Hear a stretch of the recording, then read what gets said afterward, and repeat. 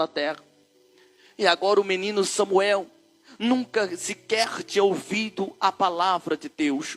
Nunca sequer tinha sentido algo da parte de Deus.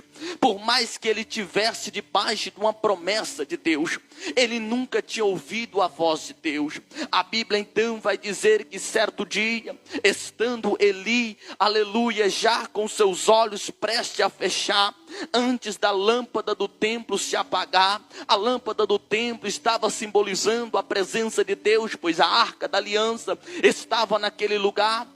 E enquanto a lâmpada estivesse acesa, ali estava acesa o poder e a presença de Deus. É por isso que a Bíblia vai dizer que antes da lâmpada do templo se apagasse, Eli já estava com os olhos prestes a fechar.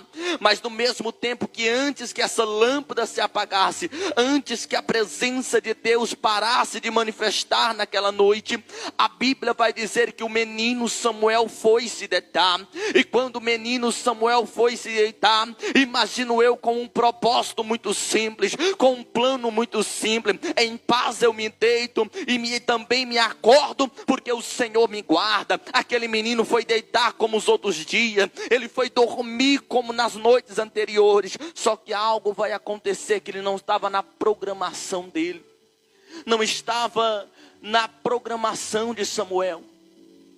Só que Samuel, ainda novo, ele estava ali para servir. Ele, sendo uma criança, ele entende o propósito pelo qual ele foi gerado. Ele, sendo uma criança, ele entende o propósito pelo qual ele foi escolhido e levantado por Deus. A Bíblia vai dizer que ele vai se deitar, e ele se deita, mas a lâmpada do templo ainda continua acesa. Existia-se ainda, o candelabro ainda estava com as lamparinas acesas naquele lugar. Então Deus estava manifestando o poder e a glória dele em todo o tempo. E se fôssemos olhar por um costume sacerdotal, Eli não poderia estar dormindo antes da luz do templo se apagar.